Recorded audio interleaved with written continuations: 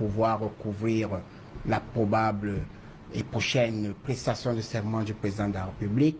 Nous attendons, au cours de cette prestation de serment du président de la République, le discours qui sera un discours de politique générale.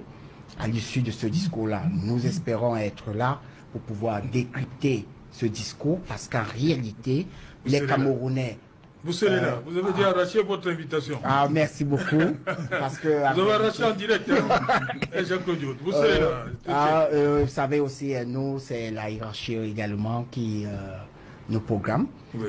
Mais néanmoins, le Rassemblement démocratique du peuple camerounais sera là pour pouvoir décrypter ce discours-là, que ce soit porté par la voix de Jean-Claude Diot ou bien par un autre communicant du Rassemblement démocratique du peuple camerounais.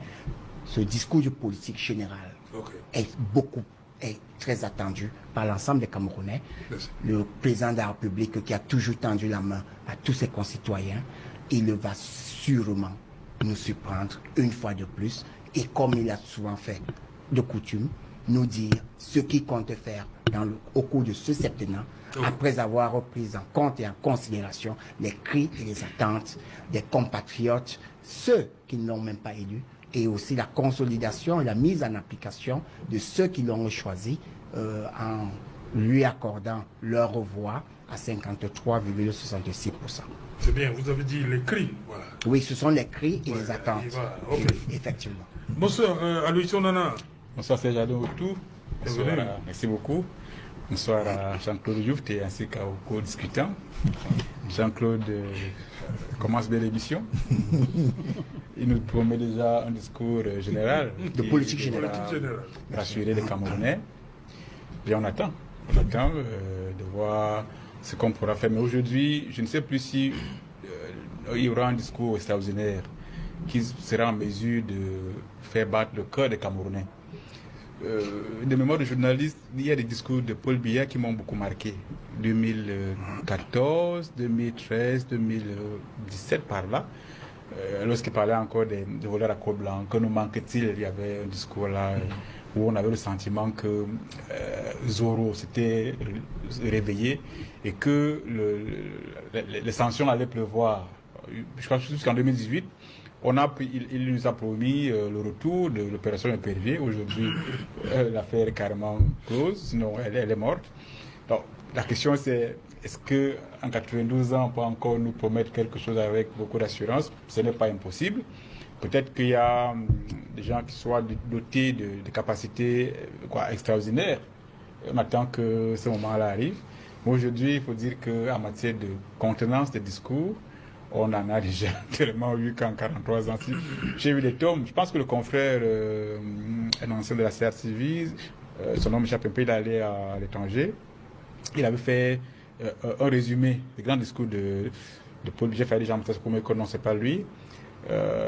Bon, son nom viendra. C'était à la salle de fête ici à Douala. Un document hyper fourni en discours. Donc vous vous rendez compte qu'au niveau des discours, et bien là, s'il fallait décerner une palme d'or, je suis sûr qu'en Afrique centrale, il aurait pratiquement la palme d'or devant tout le monde. Bon, aujourd'hui, discours, sans doute, ça peut encore faire frémir nos oreilles, mais il faut profiter et dire à Jean-Claude Diot, celui qui sera là, qu'aujourd'hui, on n'a plus besoin, franchement, de discours. Très souvent, on dit qu'il n'y a pas de bonne pensée, ça ne peut se traduire en bonne parole. Pas de bonne parole, ça ne peut se traduire en acte.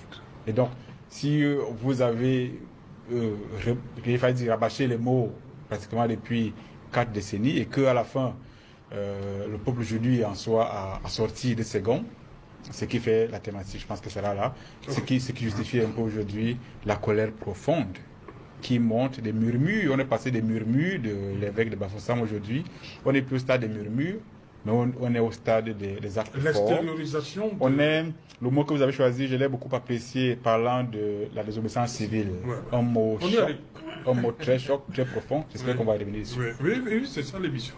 Voilà. À côté de vous, Simon Mekete. Bonsoir, good evening. Welcome, sir. Good evening, Sejaran. Good evening to my co-panelists. I think we're once more gathered here for this gentleman program.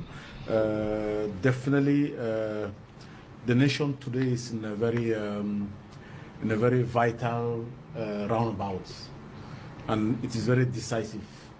We have to make a lot of choices, but beside that, the government has to make a lot of choices. I think we're in a political roundabout where things are very critical. People have to make choices about Cameroon, about the future, to build the future of this nation, to build the future of the young nation, of the young that we have today. And it is very tough. I think, I hope that wisdom will come into those who are doing politics and leading this nation, because so far it is not good. The situation of the country today is very, very bad. I think it's going to be an abuse of language to say everything is okay, or to say we are coming out comfortably. I think to get where we are today is because things have not been well done. And I think we're definitely going to talk about that today in this very vital program. That is really going to talk about the crisis deeply, and also the decisions, the political decisions that have been made by both parties concerning the post-crisis management. Ok. Je vais commencer par la définition du thème désobéissance civile. Aloïs Onana. Désobéissance civile, c'est un refus public, conscient ou non violent, de se conformer à une loi ou à un pouvoir jugé injuste dans le but d'obtenir un changement politique ou législatif. Steve Amara, après ce qui s'est passé la semaine dernière, on a jugé que les manifestations